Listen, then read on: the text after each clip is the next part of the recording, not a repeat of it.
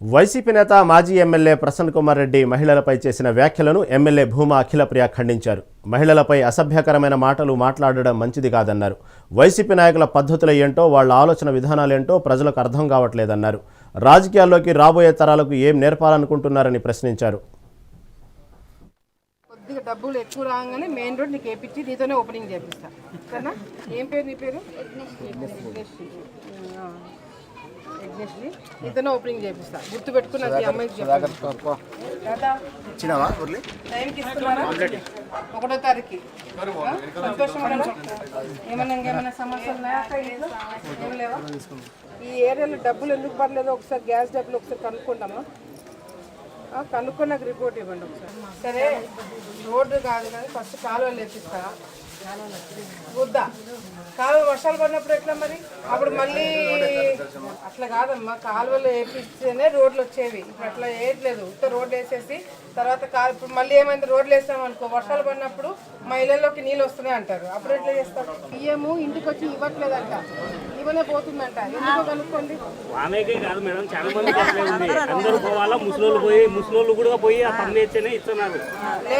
అసలు వైసీపీ నాయకులు రాజకీయాల్లో ఉండడము సొసైటీకే మంచిది కాదేమో అని అనిపిస్తుంది.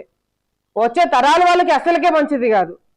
వీళ్ళందరికీ ఏం నేర్పిస్తున్నారు, ఏం చెప్తున్నారు అనేది కూడా ఎక్కడ కూడా అర్థం కావట్లేదు. మొన్నటికి మొన్న నెల్లూరులో ప్రసన్న కుమార్ రెడ్డి గారు చేసిన వ్యాఖ్యలు, ఆయన మాట్లాడే తీరు చూస్తే మహిళలే కాదు, నాకు తెలిసి పార్టీలకు అతీతంగా అందరూ కూడా ఇది కరెక్ట్ కాదు అనే ఒక ఆలోచనలో ఉండినారు.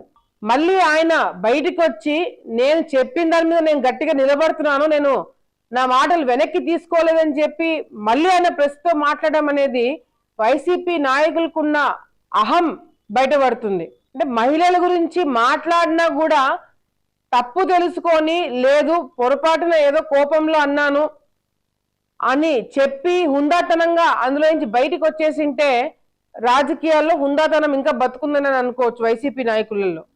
కానీ బయటకు వచ్చి మళ్ళీ దాన్ని సమర్థించుకొని మిగతా వైసీపీ నాయకులందరూ కూడా దాని గురించి సమర్థించి మాట్లాడుతున్నారంటే నిజంగాంటే వాళ్ళకి ఏమాత్రమైనా ఆ పార్టీలో ఏమైనా కామన్ సెన్స్, సంస్కృతి ఏదైనా మిగిలింటే ఈ పనులు చేసిండే వాళ్ళు కాదు. అసలు